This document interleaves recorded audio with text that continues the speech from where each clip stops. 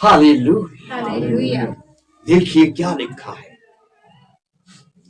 परमेश्वर ने बड़ा यत्न करके अपने दूतों को उनके पास भेजा, क्योंकि परमेश्वर अपनी प्रजा से प्रेम करता था। परमेश्वर अपनी प्रजा को चाहता था। परमेश्वर के दिल में अपनी प्रजा के लिए तरस था। परमेश्वर के पास अपनी प्रजा के लिए दया थी। हालेलुया। सिस्टर शीला जी, यही तो कारण है कि आपके कहने से आपके पति, आपके बच्चे चर्च नहीं आते, फिर भी वो आशीषित रहते हैं। यही तो कारण है कि परमेश्वर उन पर तरस खाता है। परमेश्वर के दिल में उनके लिए तरस है ना। सिस्टर संतोष, रोहित तो चर्च में कभी मुंह दिखाने नहीं आता। इनका एक बेटा जिसके नाम से हम अक्सर दुआएं करते रहते, लेकिन वो फल फूल रहा है। स्ट्रगल करके एक अच्छी जॉब पर है इस समय, शादी भी कर ली एक सुंदर लड़की से, कार भी ले ली, प्लॉट भी ले लिया। ये सब कैसे हो रहा है? वो तो चर्च नहीं आता। उसकी माँ की दुआएं, उसके पादरी की दुआएं और परमेश्वर का तरस उसके लिए बह रहा। इस आशा से शायद बेटा किसी दिन लौट आएगा।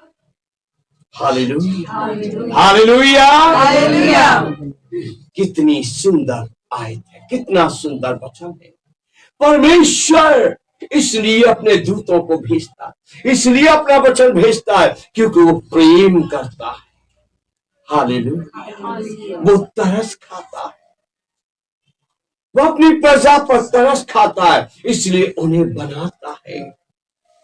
वो भटकते हैं पर वो संभालता है, वो आशीष देता है कि एक दिन मेरी बेटी आ जाएगी, एक दिन मेरा बेटा आ जाएगा। हालेलुया। 16वीं आयत पर बढ़ेंगे। परंतु वे अपने दूतों को, माफ कीजिए, परंतु वे परमेश्वर के दूतों को ठट्ठों में उड़ाते, उनके वचनों को तुच्छ जानते और उसके नबियों की हंसी करते थे। हालेलुया। अब हमने इब्रानियों के पुस्तक में क्या पढ़ा था? आज जब तुम उसका वचन सुनो तो तुम ऐसा नहीं करना। हालेलुया। जो भी समझ में आ रहा है वचन, समझ में आ रहा है? हालेलुया। आपके पिताजी ने तो कभी पादरी से वचन नहीं सुना। इनके पिताजी के जीवन में परमेश्वर ने कितना बड़ा काम किया। जिस स्थिति में पहुंचकर आदमी कभी जिंदा नहीं बचता, जो इनके पिताजी की नसें वगैरह काट के जैसे सांसें वगैरह दी गई, इलाज किया गया, उस स्थिति में जाकर आदमी न कभी बोलता है, न कभी लोगों के बीच लंबे समय नजर आता है। हॉस्पिटल से सफेद कपड़े में लिपट कर ही बाहर। लेकिन ज्योति जो विश्वास करते हैं, इनके विश्वास के साथ मिलकर, और जिस परिवार में ये बिहाई गई हैं उनके विश्वास के साथ मिलकर हमने प्रार्थनाएं की, और मैं विश्वास करता हूं ज्योति ने अपने पिता के प्रेम में भरकर, बेटी और पिता के प्रेम में भरकर जैसी भी दुआएं आई उन्होंने दुआएं अवश्य ही की, और परमेश्वर ने उनको जीवन दिया। हालेलुया। लेकिन अब ज्योति से परमेश्वर क्या कहता? तुम अपने पिता के जैसे काम न करना, तुम अपने दादाजी जैसे कामों की ओर पीछे मुड़कर नहीं देखना। तुम धन्य कहो, किसी भी तरीके से मिला, लेकिन एक सच्चा नाम आपको मिल गया। हालेलुया।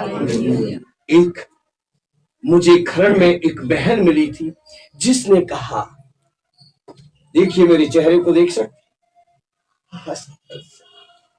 मेरी माँ ने पता नहीं क्या सोच कर मेरा नाम ज्योति रखा, लेकिन मेरे जीवन में तो ज्योति की कोई किरण कहीं नहीं।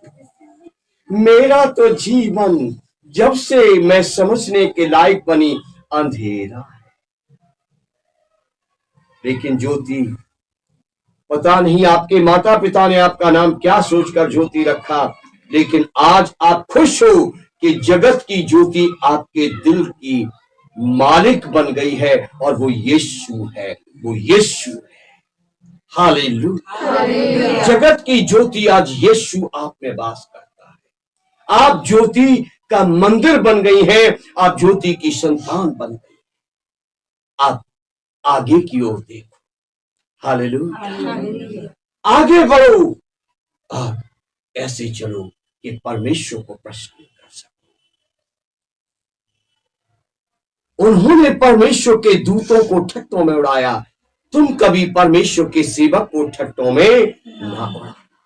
उन्होंने परमेश्वर के वचनों को तुच्छ जाना। परमेश्वर के बेटे बेटियों, तुम कभी परमेश्वर के वचनों को तुच्छ न कहना, उनका निरादर न करना, उनको न ठुकराना।